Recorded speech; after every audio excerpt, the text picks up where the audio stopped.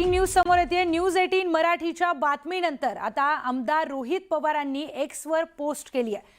अजित पवारांच्या मृत्यूबाबत रोहित पवारांनी एक्सवर पोस्ट केली आहे। अजितदादांच्या अपघात प्रकरणामध्ये भोंदू अशोक खरातचं कनेक्शन समोर येत असून त्या 6 दिवसांमध्ये खरातने 4 फोन बदलले तर एक फोन केवळ 19 मिनिटांचा कॉल करून बदललाय।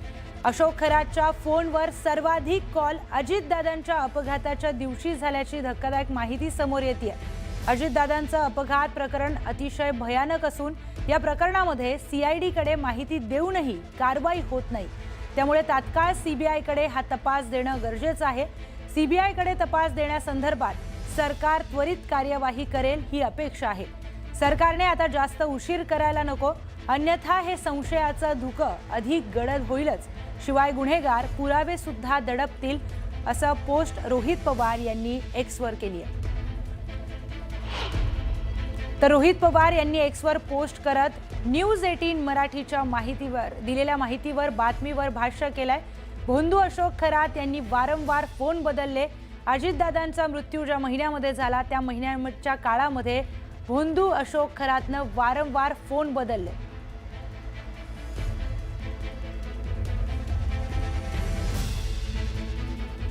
तर अजित पवार मृत्यू प्रकरणातही अशोक खरातची सविस्तर चौकशी करण्याची मागणी सामाजिक कार्यकर्त्या अंजली दमानिया यांनी केली आहे। अजित पवारांच्या अपघाती मृत्यूआधी 6 दिवसांमध्ये अशोक खरातनं 4 फोन बदलल्याची माहिती आहे।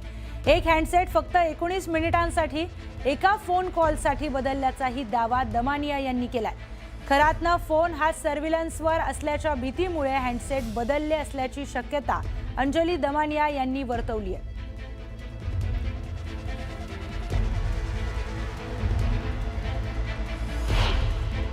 जानेवारी 2026 या महिन्यामध्ये म्हणजे 10 दिवसांमध्ये खरातनी तब्बल 5 वेळा त्याचे फोन बदलले।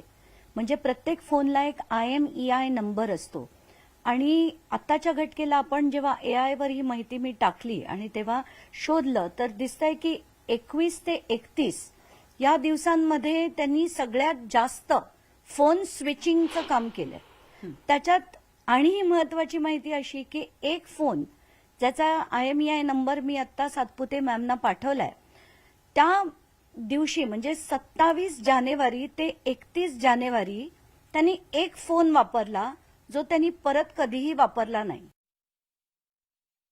त्यानंतर एक मोठी बातमी समोर येते। भाजप आणि शिवसेनेच्या नंतर आता काँग्रेसही SIR बाबत समिती स्थापन करणार असल्याची माहिती समोर आली आहे। SIR समिती स्थापन करून काँग्रेसच्या कार्यकर्त्यांना महत्त्वाचे निर्देश दिले जाणार आहेत। दरम्यान निवडणूक लढवलेल्या पदाधिकाऱ्यांची BLO म्हणून नेमणूक केली जाणार असल्याची माहिती सूत्रांनी न्यूज 18 मराठीला दिली आहे। तर आता कार्यकर्त्यांना SIR बाबत निर्देश देण्यात येणार आहेत। काँग्रेसकडून बूथ लेवल ऑफिसर यांची नेमणूक करण्यात येणार आहे आणि या निर्देश दिल्याच्या नंतर हे BLO म्हणून आता काँग्रेसकडून कार्यकर्त्यांची नेमणूक करण्यात येणार आहे। आता बातमी आहे अमरावतीमधून। अमरावतीच्या दर्यापूरमधील काँग्रेसचे तालुकाध्यक्ष सुधाकर भारसाकडेंनी काँग्रेसमधून राजीनामा दिलाय। दर्यापूरच्या काँग्रेसमधील स्थानिक पक्ष संदर्भात विश्वासात न घेतल्याचा आरोप त्यांनी केलाय। दरम्यान लवकरच सुधाकर भारसाकडे शिवसेनेमध्ये पक्षप्रवेश करणार असल्याची शक्यता व्यक्त करण्यात येते।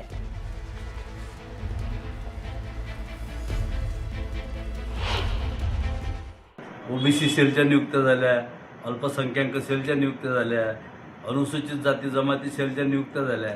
त्याच्यामध्ये मला कुठल्याच प्रकारे विश्वासात घेतलं गेलं नाही। त्या नियुक्त्या नितेश वानखळे आणि खासदार बळवंतराव वानखळे यांच्या मर्जीनुसार झाल्या। मला कुठलीही कल्पना न देता जेव्हा मला माहीत झालं तेव्हा मी अस्वस्थ झालो। म्हटलं हे असं कसं, मी तालुकाध्यक्ष आहे, मला माहीत नाही। त्यामुळं मला असं वाटते की माझं आता इथं काम राहिलेलं नाही, माझ्या नेतृत्वाचा विश्वास राहिलेला नाही।